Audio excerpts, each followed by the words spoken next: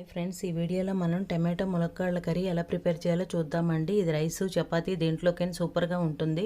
ముందైతే ఇలా ఒక కడాయి తీసుకొని తగినంత కర్రీకి ఆయిల్ వేసుకొని ఆవాలు, మినప్పప్పు, జీలకర్ర తాలింపుకైతే ఫస్ట్ వేసుకోవాలి. తర్వాత ఇలా ఉల్లిపాయ ముక్కలు ఇలా పొడవుగా కట్ చేసుకుని నెక్స్ట్ పచ్చిమిరపకాయలు వేసుకొనేక బాగా ఫ్రై చేసుకోవాలి. ఇప్పుడు ఇందులోకి అయితే కొంత కరివేపాకు, అల్లం వెల్లుల్లిపాయ పేస్టు యాడ్ చేసుకొని బాగా ఫ్రై చేసుకున్నాక ఇంకా త్వరగా ఆనియన్స్ ముక్కలు మగ్గడం కోసం సాల్ట్, పసుపు వేసాక ములక్కాయ ముక్కలు కూడా యాడ్ చేసుకున్నాక ఒకసారి కలుపుకున్నాక టమాటో ముక్కలు కూడా యాడ్ చేసుకోవాలి.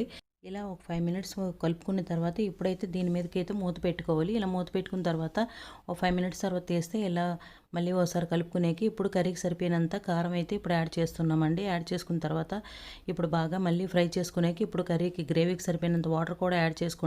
ఒక 20 మినిట్స్ ఇలా మూత పెట్టుకున్న తర్వాత ఇంకా కుక్ అయ్యాక ఇంకా దించే ముందు మసాలా పౌడర్, కొత్తిమీర కూడా యాడ్ చేసుకుంటే కర్రీ ప్రిపేర్ అయిపోతుందండి. వీడియో నచ్చితే సబ్స్క్రైబ్ చేయడం, లైక్ చేయడం